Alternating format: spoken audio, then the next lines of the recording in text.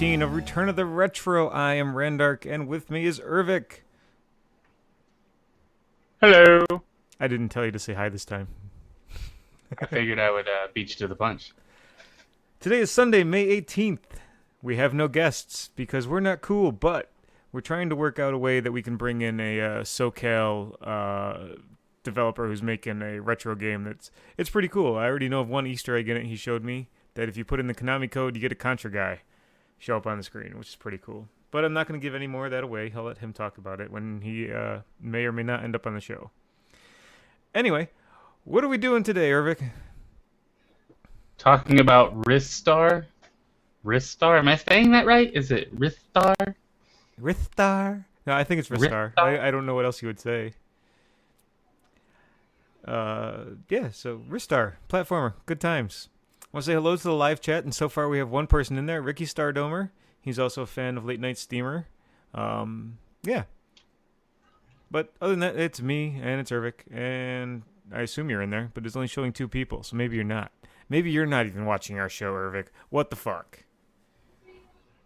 I might not be logged in. Okay. Anyway, what have you been playing? More Dark Souls 2 and Diablo 3. Can't get enough. And Titanfall. And Titan falling. That has been happening. That's it. Those 3, mostly. So, are you playing Titanfall on your Xbox One? Yes, I am. Okay, I want to make sure you didn't get it through Origin and started doing that shit.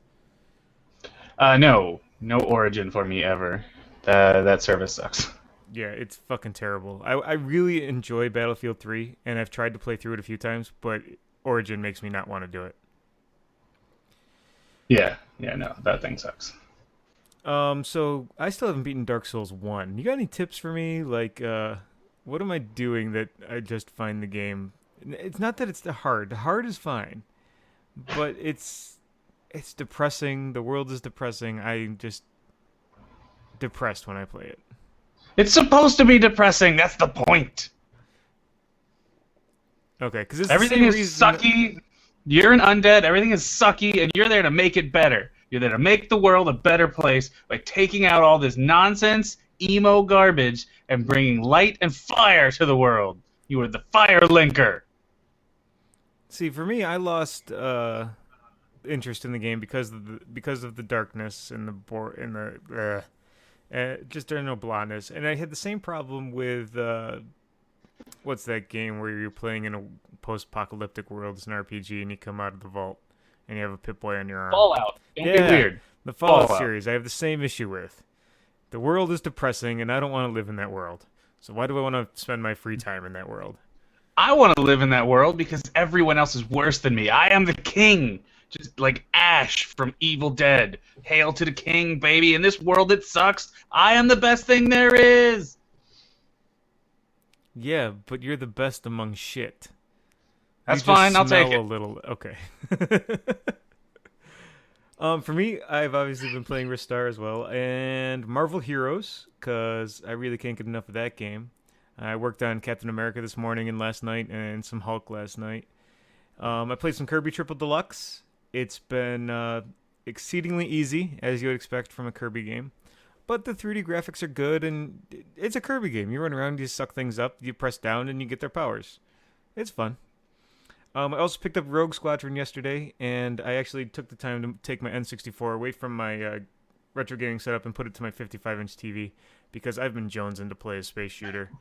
And I did the first 2 levels and realized I haven't fought in space yet. This is kind of not what I want. Come on, game, get to space. Yeah, it doesn't. That's the one that opens up with Hoth, right? No, it opened up with Beggar's Canyon. Oh, Hoth must be the GameCube one then. Okay. We're going to cover that game in depth in a few weeks, because that's 2 shows away. That'll be episode 16. But yeah, it'll be a good time.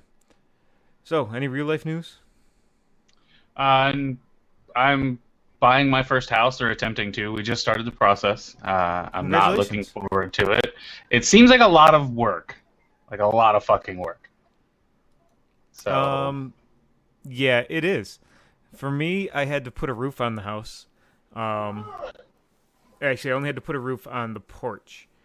On top of that, we had to get all the white trim of my house painted. Um, and then other than that, it's just signing a lot of paper.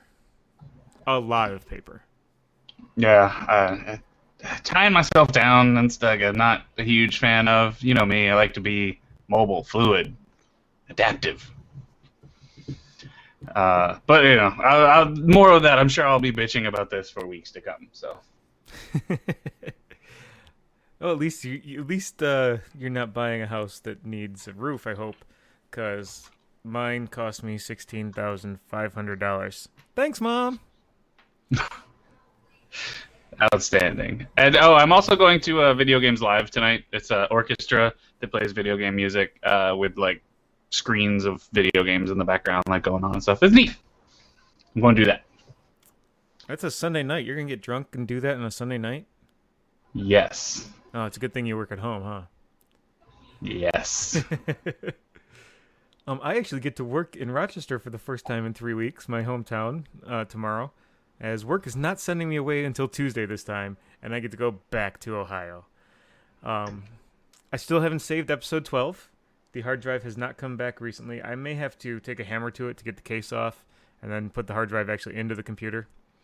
That may be my best bet. I think it's a controller issue with the MyBook. It's an old Western Digital MyBook. It's just beat up and blah.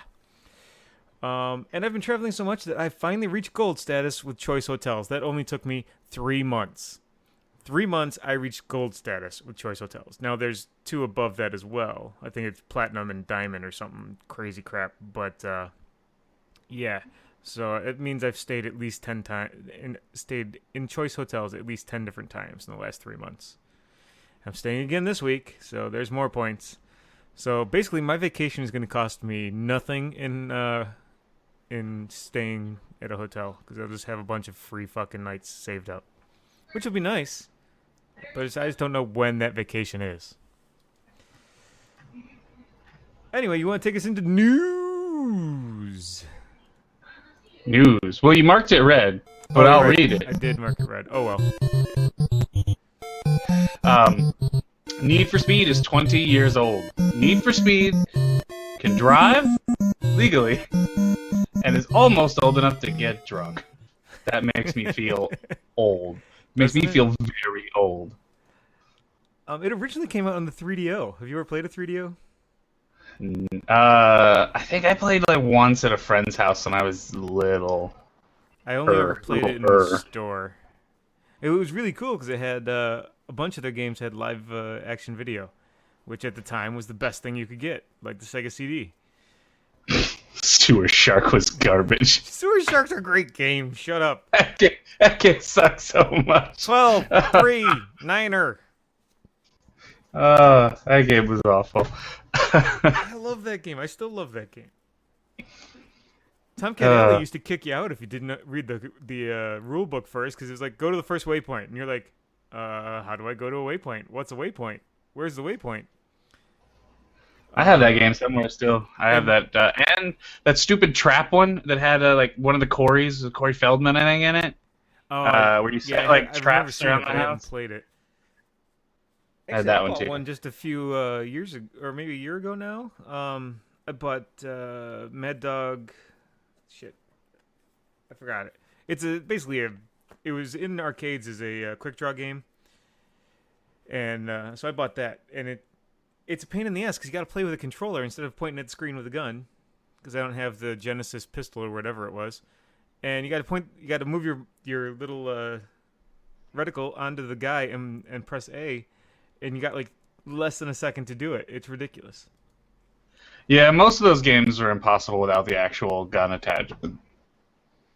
It's cool that they let you play it without it, but yeah.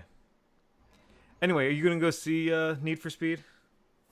Isn't that shit like already out of theaters? Is it? I think so. Bad? I think it was not good from what I understand. It had what's his name, Aaron Paul from Breaking Bad. Oh, speaking of Breaking Bad. In Marvel Heroes today, I beat up a MODOK named Walter White. Fantastic. Yeah. Anyway, keep going. No, that's. I think it came and went with a whimper. I don't think anybody really paid attention. to said film. Yeah, I obviously I didn't because I didn't even know it was in the theaters yet. What's your favorite game in the series though? I think the first Hot Pursuit, I think, was one of my favorites. I liked the policing. I didn't play many of them. But I did play Need for Speed Underground back in the Navy. That was a good time. I used to play that in the dark with all and you had the city lights and stuff, so there's nothing distracting me from the cool dark screen and running around. But the only problem I have with the game is I would like more muscle cars and less rice burners. Well, but Need for Speed is about rice burners. Like that's kind I of know, the gimmick. I know, but that's no, it's not for me. Oh, I was supposed to switch to the video for Need for Speed while we were talking this, so here's a really quick clip of it before I go ahead and move on to the next game, which is coming out for the Dreamcast. And since you took this one, I'm taking this one, and then we're going to switch it, and I'll take Halo as well, because, yeah. So there's this great new first-person shooter coming out on the Dreamcast. It's called Hypertension Harmony of Darkness, and it actually uses the Dreamcast Doom engine, which they revamped and made better. Did you get a chance to take a look at the video? For that, no, I didn't actually. Mostly because I just don't care. Does that make me a bad person? Little bit. The Dreamcast was like never my jam. I I owned one very briefly and it broke. That I bought like third hand and I just never reinvested. It sounds neat, I guess. I think I'm just about. I don't know. I want to be excited, but I'm mostly just FPS'd out. Like I'm playing Titanfall now, but like I just like Call of Duty, Fear, which is this looks a little bit like Fear, from what I understand, what I'm watching now. Yeah, and I've kind of done that, but I'm excited that someone's still making the game. Like that's super cool. Dreamcast actually has a huge development community still. With for all the retro systems that have development still, this is probably the most active. Yeah, well, it was the easiest to get into in dev console for, if I understood the process correctly. And there's no DRM on the discs. Yeah, which was the reason it did so poorly. Yeah. Guess what happens when people don't have to buy games? People don't buy games, and your system dies. Which doesn't explain the Wii U, but yeah. Oh, that was another thing in my news. I pre-ordered. I forgot to mention this. I pre-ordered Mario Kart, and I did it through Dell. And if you pre-order Mario Kart through Dell, you get $25 in Dell cash, whatever they're fucking. I think it's a gift card or some bullshit. But on top of that, you also get a free Wii U game when you register the game with Club Nintendo. So I'm gonna get $25 in Dell cash, Mario Kart 8, and one of the free games, the only one I don't have that I want, is Wind Waker HD. How fucking awesome is that for $60? That is pretty good. I got Wind Waker when I bought my Wii U because I bought that bundle with the Wind Waker and the really neat tablet with the Zelda scroll around it and stuff. So. That's cool. Did you? What were some of the? I think new Mario Kart, or no, I'm sorry, new Super Mario Brothers was one of them, and there was another. Oh, Pikmin 3 was the other major one, and then it wasn't Nintendo Life. It was like Nintendo Life was another one. But you don't have Pikmin 3 yet, right? I don't, but I didn't like Pikmin 1 or 2, so okay. I'm going to probably skip 3. That little micromanagey send away your minions thing doesn't do a lot for me. I liked Overlord on the 360 and Overlord 2 to a lesser extent, but that's really the only one of that genre I've ever really gotten into, and I think it was mostly the ridiculous humor that game possessed. If you never played it, you should eventually sit down and play it, because it was actually a lot of fun. No, I haven't. Alright, that'll move us on into Halo 1 through 4. They are coming, they might be coming to the X-Bone this year. I'm still going to call it that. And they're going to be coming in HD. This was an article on Kotaku. Basically, it's just a bunch of rumors that seem to coincide. But it makes sense, because like the Wii U, the X-Bone is getting trounced by the PS4, though not nearly as bad. And bringing this collection to the system will greatly increase the number of games available for it, which is the problem with all the new systems right now. Yeah, the last sales figures I read was, I think, 3 Xboxes for every 4 PlayStations, which is, it's not great news for Microsoft, but they're not getting trounced. It's better than it was, like you said, on the PS3. When the PS3 first launched, it was like 1 and 4 kind of thing, but it eventually caught up, and I'm sure Xbox will too. They've, between Halo and a few of their other properties, I think they're gonna bring it around. What properties do they have? I mean, they got Titanfall, but they've got Titanfall, and if you remember, they bought Gears, so they have Gears now, which is still, it's not as big as Halo, but I think it'll bring a fair number of boys to the yard, as it were. Like the milkshake. Yes. I've always been kind of ambivalent, I guess, towards Halo. I never really understood the super love this game got. The story was all over the place. The gameplay was okay. I prefer a more realistic shooter, where bullets matter. Like with the shield thing going on in Halo, you've got people jumping around and jetpacking, and it takes 5 minutes to kill anybody unless you time your grenades right. And it was never my thing. I'm more of a old school Call of Duty / Medal of Honor kind of guy. 3 or 4 bullets will do you. And that's more where I'm at. I really enjoyed Halo 2 when I played it on the original Xbox. I think I actually got a copy of it pretty cheap recently too, but I haven't played it much. I like the story behind it. I like Master Chief. I hate the multiplayer. Absolutely hate the multiplayer. And I think that's because I hate console FPS multiplayer to begin with. But, yeah. Ricky Stardormer says they also have the Forza series. So, good for them. Forza. I'm not a big console racer. I like kart racers. I like arcade racers. I don't like sim racers.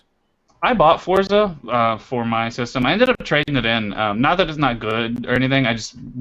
Racing games aren't typically my bread and butter. I race through, the whole story mode and everything, and then I kind of that's me. I was done in. I'm not gonna spend a lot of time in it, but it is a really good game. It's beautiful. Forza's beautiful. One of the best looking games I've played on next gen systems. Well, you would hope it would be, because it's supposed to sell the system, because it was one of the launch titles, wasn't it? Yes. If it wasn't direct launch, it was within a month. It was one of the first games, right alongside Dead Rising 3, which I really liked, by the way. Dead Rising 3, I think, was very underrated. Yeah, I've heard it was pretty good. I've never played a Dead Rising game to begin with, but I hadn't either. I played part of one. In the commercials. That was it. Yeah, I played one briefly. When I worked at GameStop, I checked it out and played it, and I really didn't like it. It was very timer based. You could miss a lot of shit. That was not my jam. Dead Rising 3 is not like that, and I really liked Dead Rising 3. You want to talk about our next game, which is also a 3?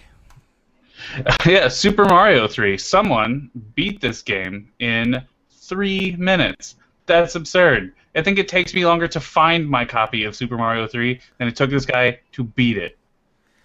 It doesn't take me that long to find it. I know exactly where it is. But if you look at the beginning of the video, it took him 8,400 recording attempts to get this exact video that is this quick. That's just crazy to sit there and play this game that many times, recording it over and over. Well, what's really neat is there's been a lot of this recently, but it's taken years. A bunch of different games they found. Metroid was one of the games we played. Where they find secrets 30 years after the game released.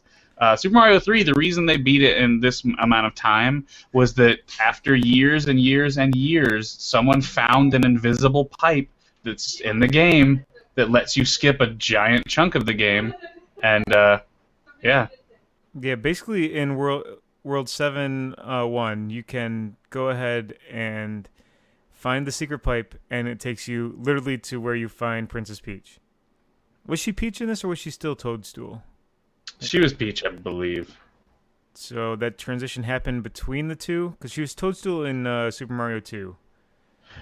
Man, that game ain't canon. Don't be bringing Super Mario 2 into this. That game is canon because I live in the States. Fuck you, Japan. Oh, speaking of which, our game tonight came out in the States first. How about that? Yeah. By a day. Toot the whistle. Yeah, so I want to keep talking about this. Let the whole video play in this thing because it's really cool. So he gets both whistles. He immediately does the warp. Normally, when you get two whistles, you want to get to World 2 so you can get to World 8, and he doesn't do that. So he goes into World 2, which I don't know why he went into World 2. You don't have to. He could have saved time by just blowing the whistle on the warp zone, and it would have taken him to the next one. But then he goes to World 7. He goes to 7-1. He jumps up, goes in through the door, and this is where the magic happens. Well, the reason he goes to 2 is the whistle only takes you, like, one spot, right? I think you have to go to 2. No, but you don't have to actually enter 2. You can just, you can blow the whistle, get to that location, and then you can... Oh, yeah, I got you. You don't have to go into the world, I got you. Right. There was the secret pipe, and he goes down into the depths of hell, which apparently below 7-1 is exactly where the Toad's home is that is holding Peach.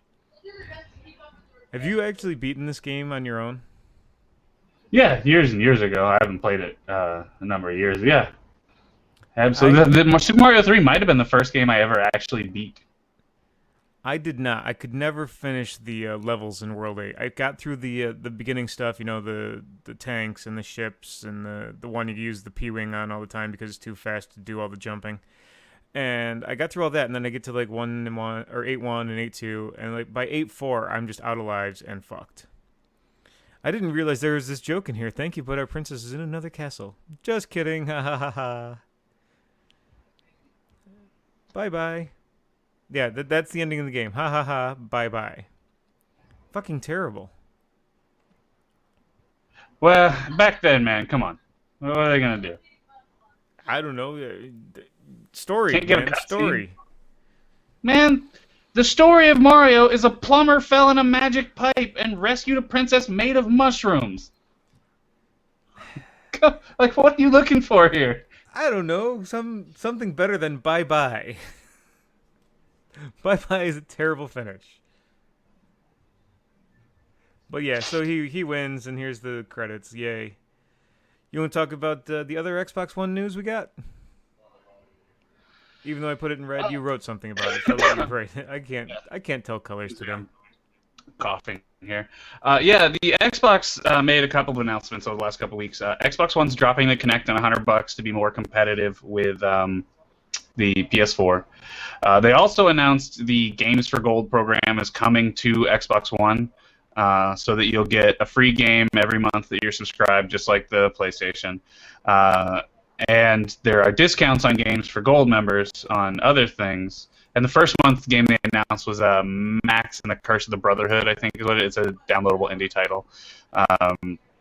And they also announced that most of their services, like Netflix, Hulu, all their video services will no longer require a Gold service to watch.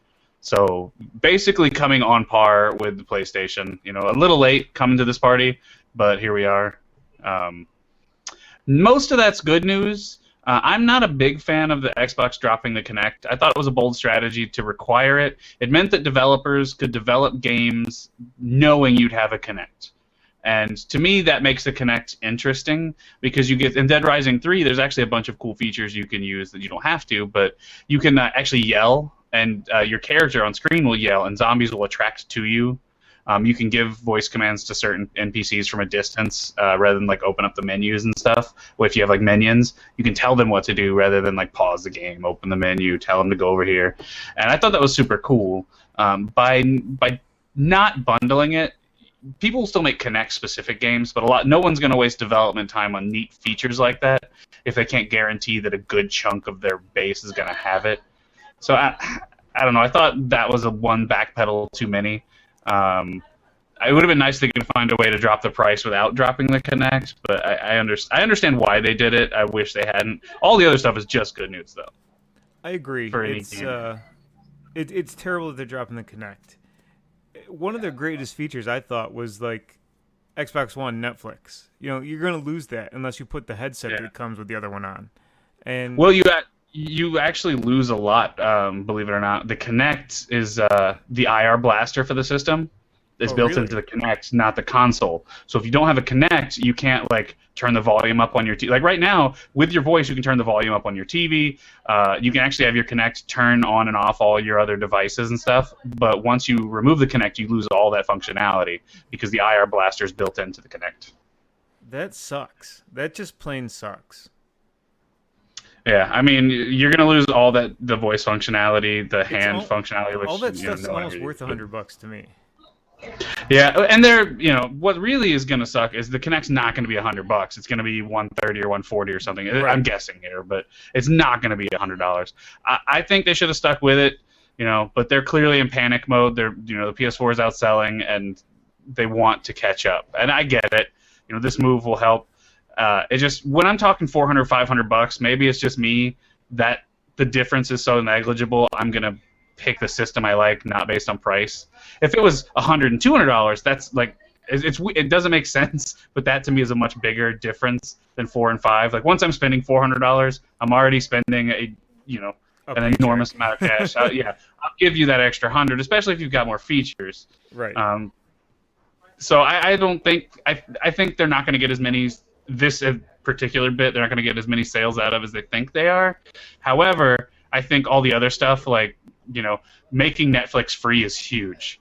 The fact that was part of Gold forever was a huge detriment, especially when PS4 and the Wii let you do that for free. And now with they're competing against the Amazon Fire, which is $100, the Apple TV, which is $100. I don't consider those competing systems. Those aren't going to Not- do what these things Not for do. systems. No, I agree. Not for systems. But when you're talking about, a selling point to like a parent, like they're buying their kid a system and it's going to go in the living room, you're getting that little bit of extra value where you can watch Netflix and stuff, and you don't have to buy an Amazon Fire. Yeah. That helps a lot, I think, in the sales department. One thing I'm worried about is the Wii. With E3 coming up and Nintendo doing their whole separate, we're going to be near E3, we're not going to be at E3 bullshit.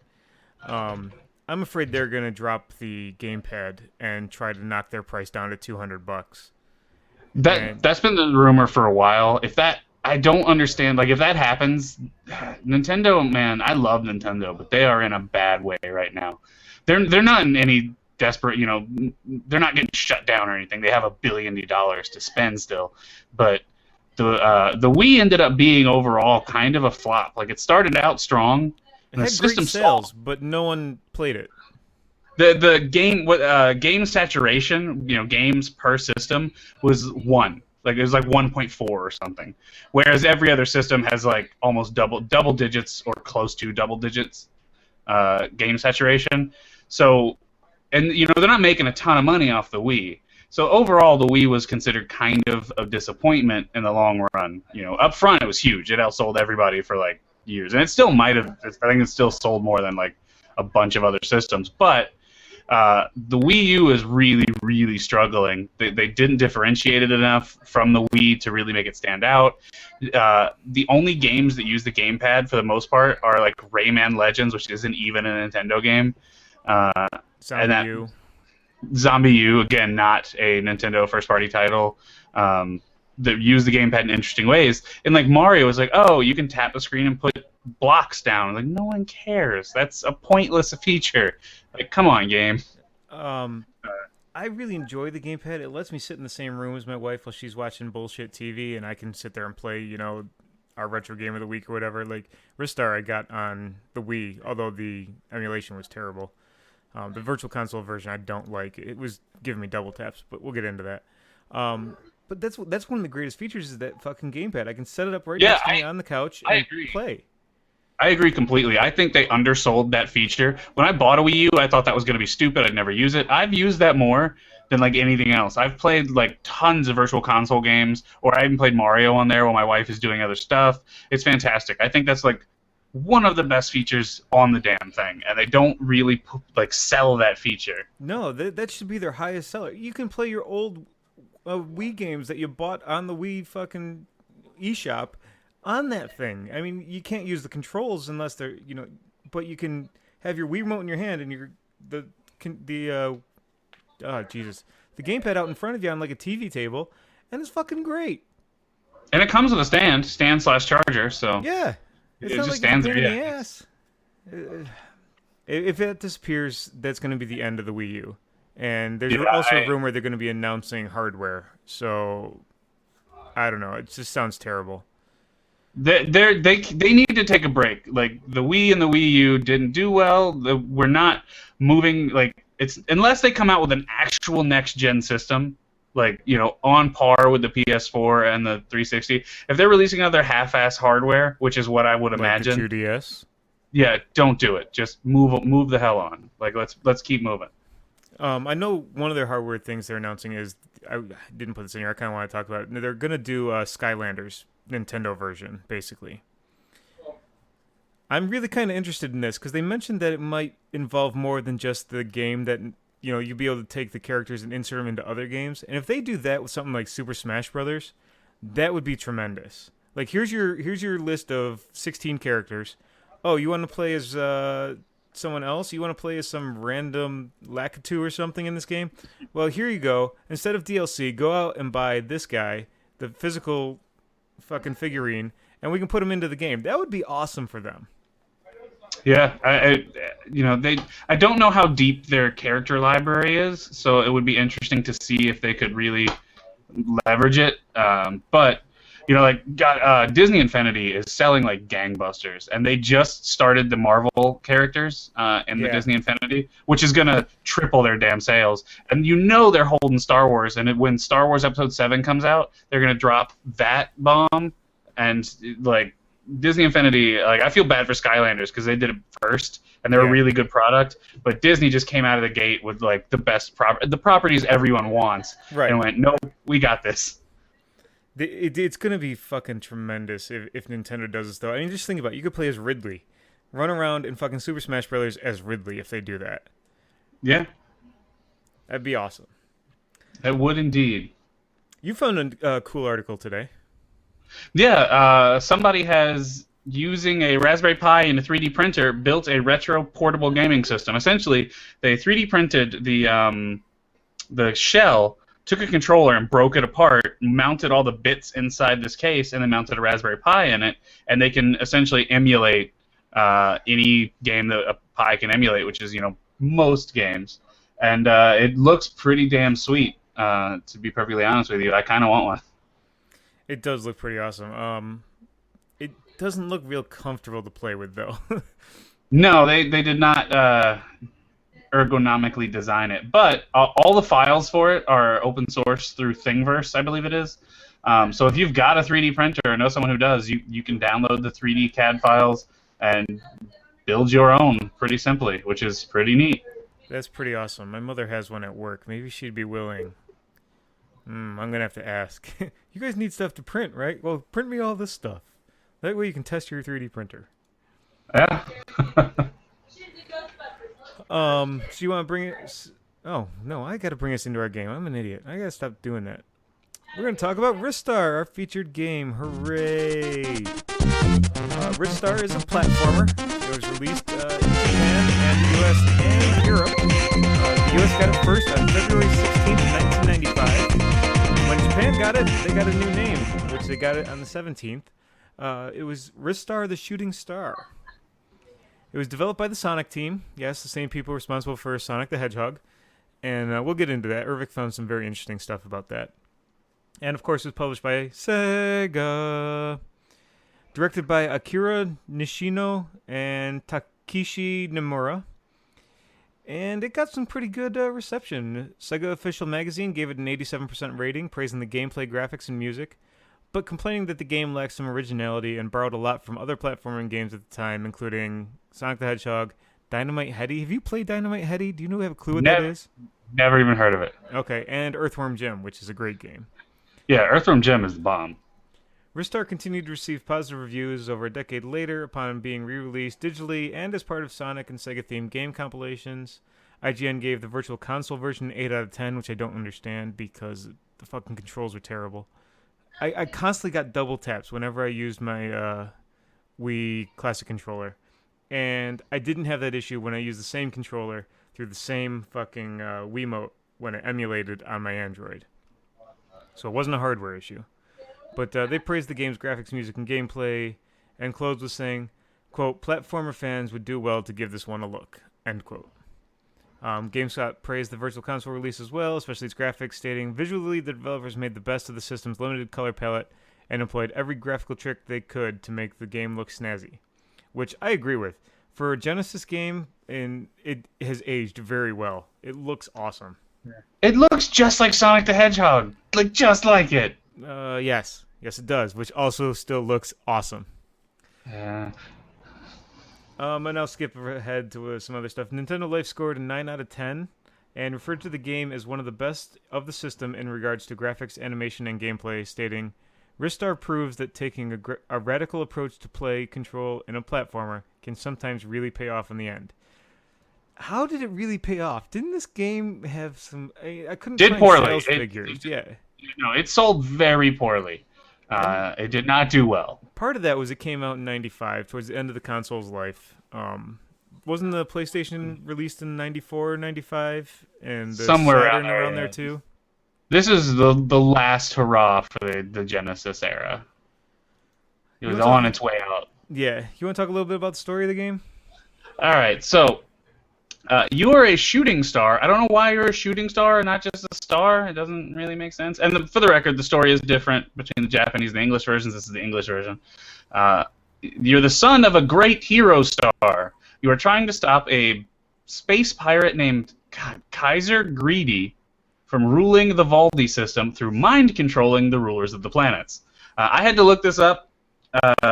I thought I was some weird black alien with a mind-controlling starfish stuck on my face. It was just punching people for no reason. That's great. The story is not well told. It is not. It's just kind of like there. Like you have to look up. Like most of this is like directly from the manual. If you're just playing the game, you have no fucking idea what is going on. Yeah. And I'm gonna spoil Pete's Randark's next area a little bit because you only have 2 attacks in this game, or 1 attack, 2 buttons. Which, if you know, the Genesis had 6 fucking buttons. They decided to use 2 of them. Well, one of them was jumps. sold with 3 buttons, to be fair. Yeah.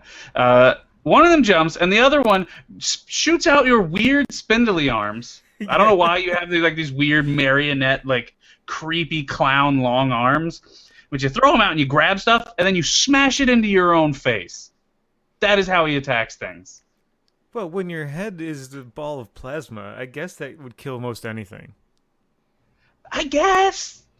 What? So you use your jump and grab abilities to move about the environment. You can grab on the sides of trees and circle around them, and if you do that at an angle, you can actually climb the tree that way. You can grab on enemies and have them carry you around. You can even grab onto flying things and let them pull you around. I have to stop you. When you climb with your grabby arms, it's the same thing as when you hit your face into enemies. You climb trees by smashing your face into them and bouncing. That is how you climb.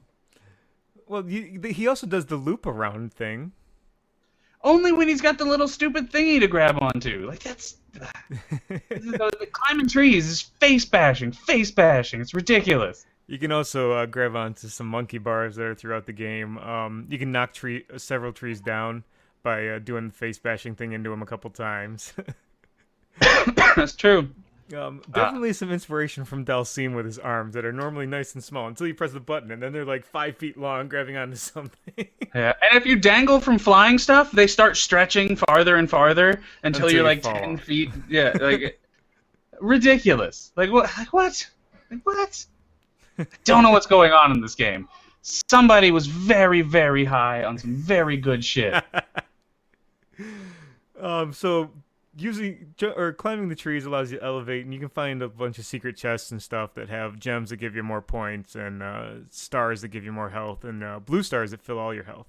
Did you find any of these secrets while you're playing? I found some of them, and I also found some of the objects. If you open some chests, you get objects that don't do anything in the game, but when you get to the end, you get secret codes to replay the game based on I didn't find little any of items. that. That's cool. They're like little blue, or some of them are like little blue planets, and some of them are various other things. But they unlock codes. Like one was boss rush mode. One literally, it was the code gave you hints to a sequel that clearly never got made. There's a bunch of codes, but most of them are just kind of silly nonsense. And after the game had been out a month, you could just look them up or call somebody. Internet didn't really exist in '95 per se. I guess you could get them from a bulletin board system. Yeah, I was on bulletin boards then. That was awesome times. Yeah, BBS, what up? This game had it stole a lot. Well, it got a lot of criticism for stealing from Sonic, but the truth is, this game was actually part of the original Sonic. Sonic was originally developed as a rabbit with big old ears and who grabbed stuff with his ears. And throughout iterations of Sonic, he got faster and faster and faster, and then they eventually made him into a hedgehog for I don't know what reason. But and that game became the game you see in Sonic. Well, this game, all the levels are fairly the same. Like they're different themed and stuff, but the way you navigate levels, they're multi-layered. There are secrets. There's usually like 3 or 4 levels to the layer that like different heights essentially you can traverse.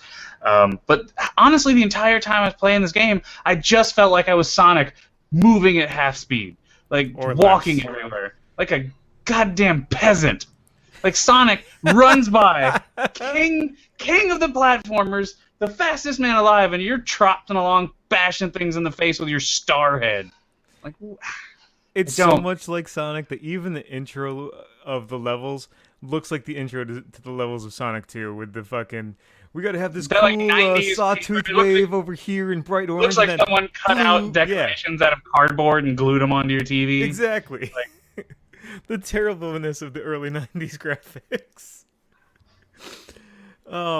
So at the end of each area, there's a bar that you can swing around, and you keep swinging around, and you go faster and faster. Then you release the button, and you go flying, and hopefully you go flying up, because the higher you exit the level, the more points you get, which I can't find a use for the points, but back in that day, points were the point of the game. Yeah, every game had points, and they didn't do a goddamn thing. They never Mario look at Mario. 1 has points, and someone beat it by getting the lowest point possible. I think we talked about that last show. But what's the point? It's a point.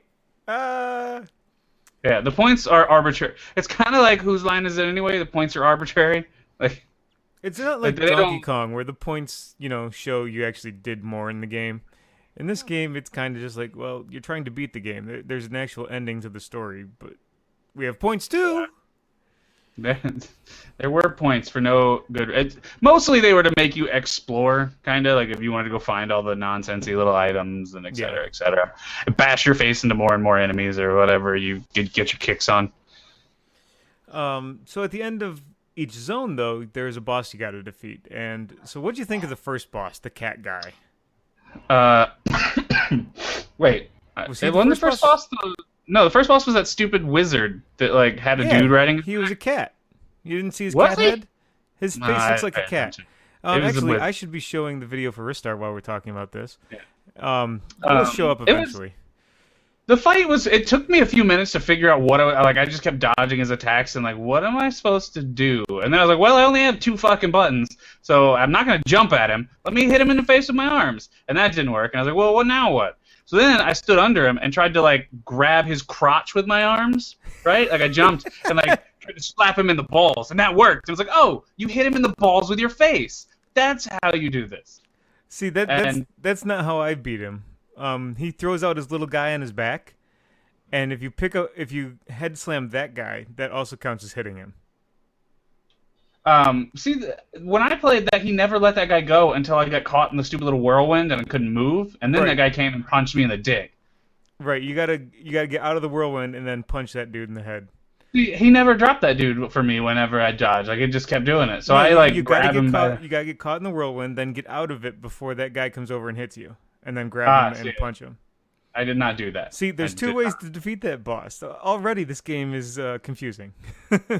Yeah, I mean, that's neat. There's multiple ways. I like that your way doesn't involve slamming your face into the boss's crotch, but it was not ideal.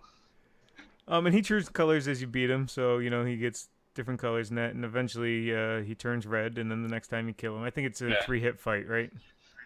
It's 9 hits because it takes 3 to knock. Well, if you do it your way, I guess each Yeah, time you hit the guy, you probably. If you do it my way, you have to hit him 3 times. The guy falls off his back, then you grab and hit him. When he falls off, he gets like stunned. So the way I did it was a 9. Well, I guess technically a 12-hit fight. It was 3 hits to knock it off, 1 hit to kill the thingy, and then you change colors and do it again. Yeah, for me, It was it's a really it was simple 3-hit boss do it though. the other way. The boss only had two attacks. He had the whirlwind he threw at you that you just had to run under or get caught in. And he did this thing where he shot like stars into the air, and they fell down, and they would hurt you. I'm not sure why stars hurt stars. I feel like you could just punch them with your face, and you'd be fine, I guess. But it was not the case. So yeah, that's where I was at. Did you get to the? Oh yes, you did. You got to the second boss, which was the snake guy in the grid. Yeah, and you had to like slap him in the face. Yeah, but you had no clue that you had to slap him in the face. So I'm thinking, like most snakes in games that are segmented, you got to hit him the number of segments, and you got to hit each segment itself. So the first couple times I tried to grab his ass end because figure stay away from the fucking mouth; it's gonna beat you up. And so I just went ahead and hit him with my fucking face in his ass and got hurt for it. Yeah, some of the attacks, some of the bosses, you had to like arbitrarily slam your star face into their ass a bunch or a face and figure out where you were supposed to hit them. The game didn't do a fantastic job of telegraphing where to hit bosses, but it wasn't too bad to figure out. No, there were not, which was, could be good, could be bad, depending on how you see it. I think in this type of game you need the tells. You need to like glowing red spot or whatever to know where to hit it. Or you just, especially if you run out of lives and you continue, you start at the beginning of a world, and there are usually 3 levels to a world or whatever, and having to go through it all again was kind of obnoxious. I died in the 3rd world like a fucking bunch. So I died in the 3rd world a bunch too. I didn't get through Fireland or whatever it is. We'll call it the Firelands because fuck WoW. But yeah, it was. I don't know. Maybe the game needed to be that difficult because back in the day you would have played the crap out of it, and that was the only replayability you got. But compare. Oh, actually, the first boss is the snake guy. I'm sorry, he comes up in the 2nd level. I'm watching the video now. But yeah, it's got a lot of weird issues. This game, like, why the fuck when I ram my head into a cliff does a gem fall out of the sky? Yeah, I think this snake, I think I skipped it the first time I played this game because the second time I got him, but I think I actually somehow skipped this part of the game, and I don't know how. I wouldn't be surprised if you could do that by being way up high on the levels of the map and maybe getting by. I think I rode like a flying thingy, puff, and got past this part. I did fight him, but I think it was on my 2nd or 3rd playthrough, trying to do different things.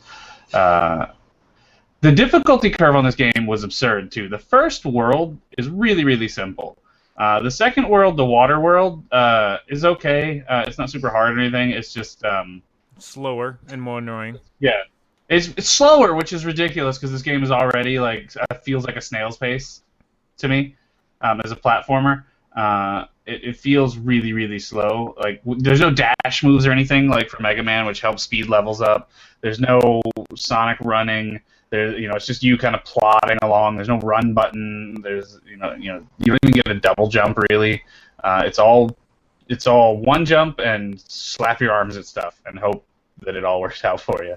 I like that you're lost in the snake boss area for the record. Yeah, I had no clue what the fuck I was doing. I actually played this about a year ago for the first time for 20 minutes, and that's what the video is showing. And I'm just like, what am I doing? There's this bar thing. What do I do with it? I don't know. I'm just going to walk to the right. Maybe I won't. What do you think of the music and sound effects? All right, so I didn't get to this level, but apparently there's a level in this game. It's like level 5, I think, maybe 4. It's Sonata level. And apparently everything in it's musical theme. So when you grab different things, music happens. Enemies shoot music notes at you. In the whole world, the music kind of changes based on what you're doing, which is super cool. Especially for the time. The game that level was considered one of the best in the game. I didn't get to that. Everything I saw was kind of just boring. The music was really kind of just uninspired platformer music. It wasn't very iconic. It didn't make I wasn't humming it in my head later. Sonic. Some of those themes just get in there, worm their way in, and you're humming the Green Valley Zone for Green Hill Zone for 10 days. This one, at least the music I got to wasn't bad or anything. It just didn't help my experience of the game. I guess it just was kind of there. I had a different effect. The first level song got in my head pretty quickly, and it's kind of been stuck there all day because I had to do some editing for the bumper for this, and it just it's not real complicated, but it's a nice little tune.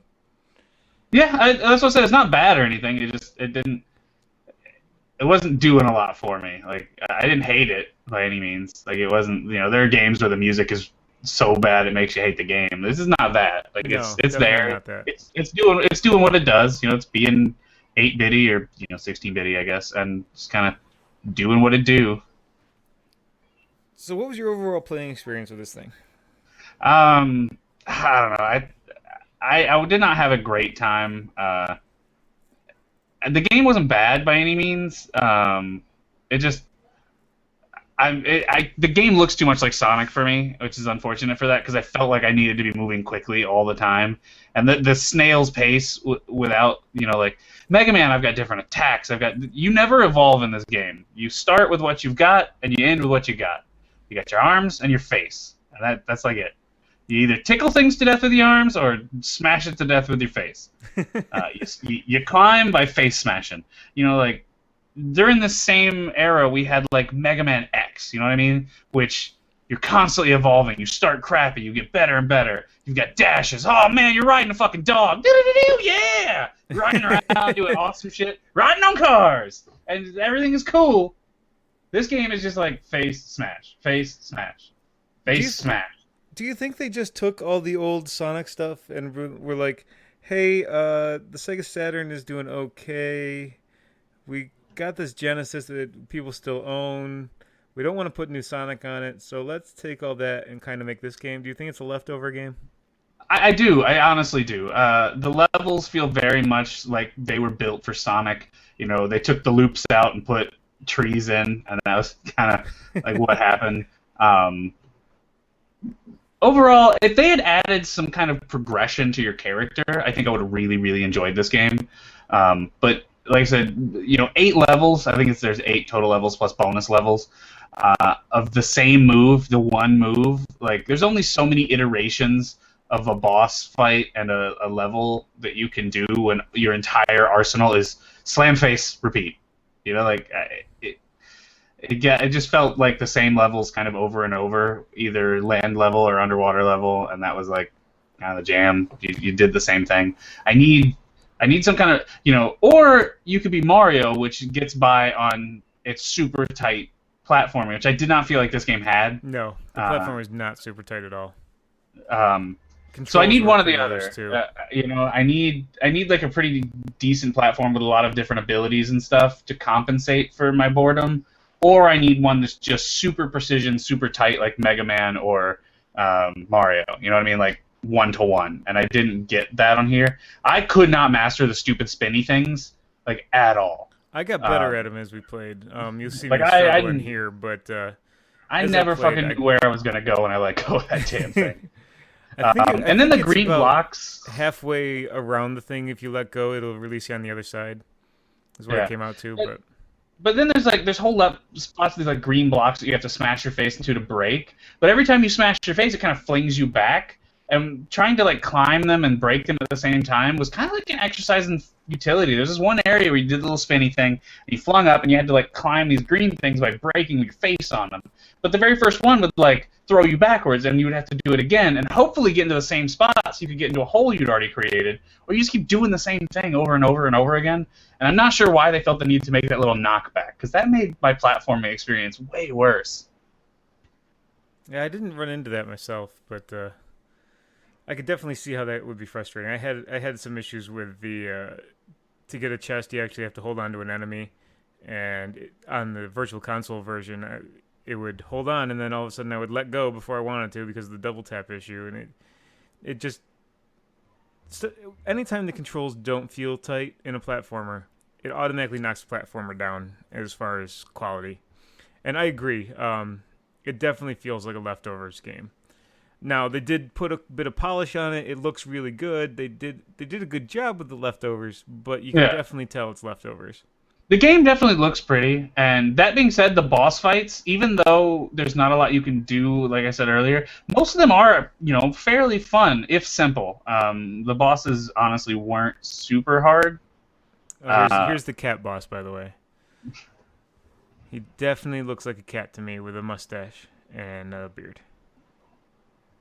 Cat stash. Although I think in this video I actually did it your way, as far as I grabbed his balls and head smashed him in this one. Face to balls. That's how you do it. That overall, I'm gonna give this game like a solid, I don't know, 5, I guess. I think I'm gonna go 5. It's not a bad game. You know what? I'm gonna go 6 just because I want it to be on the one higher than middle of the road. I think they did a good job with the graphics. I think this game is actually fairly pretty. I like a lot of what they did with it, but overall, it's just kind of a ho-hum kind of experience for me. Oh, see, after I knocked it out, and then I hit the thing. But yeah, I agree. I also give it a 6. It's not as bad as a 5. It's definitely not up there with our better games. It has continues, yay. It felt lacking. The controls were not super tight, which is why I knock it down. And I don't know. I enjoy playing it. I'll play it again. I'm sure I will. But I have no desire to go back in and just beat it, Honestly, if there's another platformer you haven't played, like Mega Man 1 through anything, or Mega Man X, or even the Star Wars platformers, the Super Star Wars games, those are fantastic games. This is an okay game if you've beaten other ones and you kind of want another platformer. This will get you through that hurdle, but it's not going to be winning any awards while doing it. Yep, I agree. So, what are we going to talk about next show, since you picked it?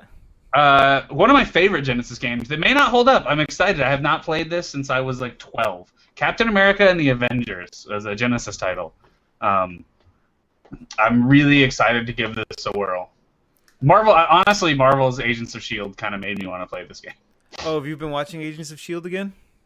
Yeah, I finally caught up with it, and I'll give you a quick, we've already run along, so I'll give you my quick Agents of S.H.I.E.L.D. pitch. It's a mediocre procedural that becomes a pretty okay procedural set in the Marvel Universe.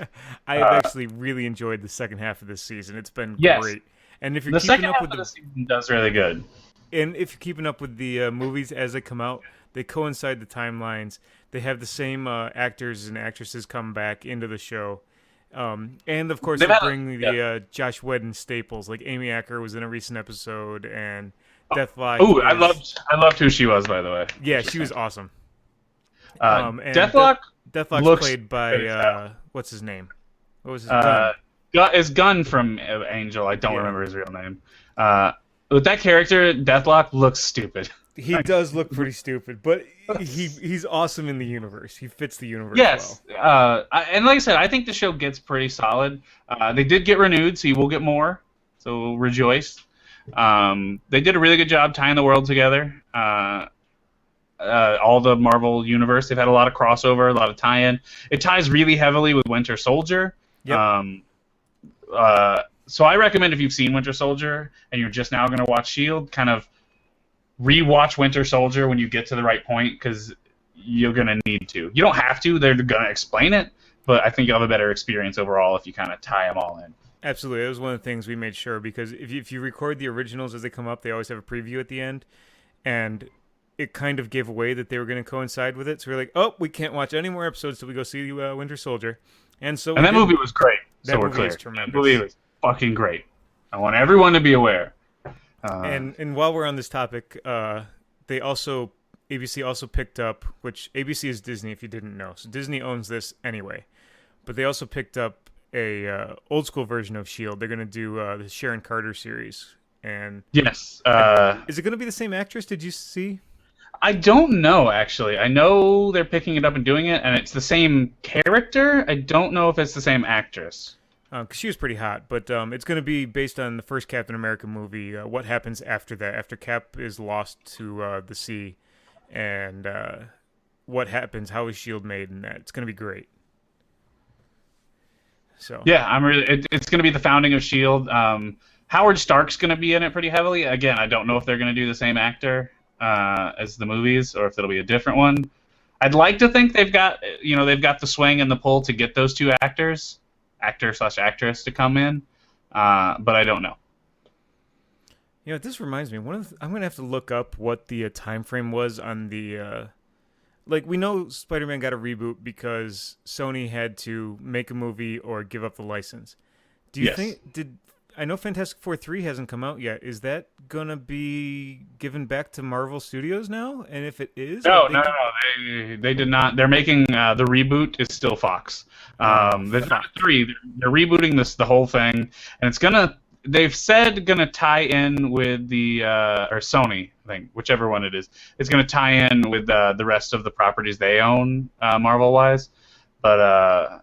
Yeah, it doesn't look great, and they're only making it really so that they don't lose the license. Yeah, that's the problem. At least when they did that with Spider-Man, The Amazing Spider-Man was a great movie. I haven't seen 2 yet. But I thought it was an okay movie, but this is another day. We're not going to get too into depth on it. It was better than 3. Well, yeah, but that's like, a piece of bread is better than a shit sandwich. Like. Anyway, back to Captain America and the Avengers. I have a copy of this as well, and I haven't played it, but I was reading the manual because I got a complete in-box version, and you can play as either Cap, Vision, Iron Man, and I forgot the last one. Was it Hawkeye? Was Hawkeye the other choice? Yes, it's Hawkeye. So you can play with 3 people with superpowers or superpowers via technology, or you can shoot arrows. And this was a ported game, for the record. This was originally a 4-player arcade game. And if I get a chance, I'll play the arcade on my MAME as well. I was looking but you at get some. To play as Vision. What other fucking games let you play as Vision? None. Dog? That is cool as hell. No hell. game lets you play as Vision. Even all the Marvel Ultimate Alliances and stuff didn't have Vision in it. Right? How cool is that? So yeah, I'm looking forward to it. I'll definitely be trying each character out, and if I get a chance, I'll load it up on my MAME cabinet and play it there as well. It also had a lot of extra characters in it that show up for like combo moves and then power-ups. I can't remember all off the top of my head, but I know Wasp was there, and I know Submariner because Submariner is stupid. I always remember him and Aquaman should have a pity party in the ocean. My problem is I really like the ocean. I really like the water. My favorite god from old times is Neptune, also known as what was his name in Greece? Poseidon. Poseidon, yeah. Well, there's a Cracked article, and if you don't read the Cracked website, you're doing it wrong because that website's great. I'm doing it wrong. Hey, at least I tried now. Yeah, go to Cracked and read every article and watch every video. It's fantastic. But there's an article that's like the 5 most underrated superheroes of all time. Life. Yeah, it's fantastic. So there's 5 most underrated superheroes of all time, and one of them was Aquaman. And they actually do a pretty good job. They're like, he's kind of a badass. He's essentially, and through this whole article, it boils down to he's Conan of the ocean, who can also command like all these fucking sea animals. And he like sits on his throne, like, come at me, bro. And I was like, well, I mean, that's really, really cool. He's really cool, like Conan the Barbarian of the ocean. But to beat him, all I have to do is not go in the ocean. Yeah, I'm not doing that. And what's in the ocean to go get, really? I mean, it's not going to take over a city. Like I don't need any of that. I'm good. All right, so I think we've bloviated quite a bit here, and I think we can end the show on a good note. Ooh, the bad guy's Red Skull. Oh yeah, the bad guy is Red Skull, and there's a couple of mini bosses I was reading in the manual as well. Pretty good story in the manual as well, so maybe I'll take the time to write that down for our story section next week. And actually, it's your section. You do that. You take that. Yeah. You can find us at returnoftheretro.com. There you'll find links to our Facebook, which I hardly update, and our Twitter, which I talk to a lot of people on lately, which has been fun. And are we on what other social media are we on? Oh, YouTube. I guess that's kind of social media. That's where you can find our show. Also, we have an RSS feed and a podcast link and all that crazy crap. And you can listen live right on the webpage, assuming I pay to keep it up. Right now it's up. I don't know when it might come down, but I got to drop $130 on that, and that's something I've been looking not forward to. That sucks. But we need people to be able to get to us. So. Yes, we do. Because if you can't find the show, then why are you doing the show? Anyway, so if you watch us live, I really apologize for the dropped frames and the terribleness of it, but it was recorded on my local hard drive, so hopefully it sounds better and looks better than it was. There will be some crackling, which I'll apologize for now in Ervik's voice. For some reason, my internet has been shit lately, even though I pay quite a bit of money for a good connection, which I'm going to have to talk to Time Warner about, you motherfuckers. Also, thanks to Timber of freesound.org for our theme song. You got anything to say before I play it?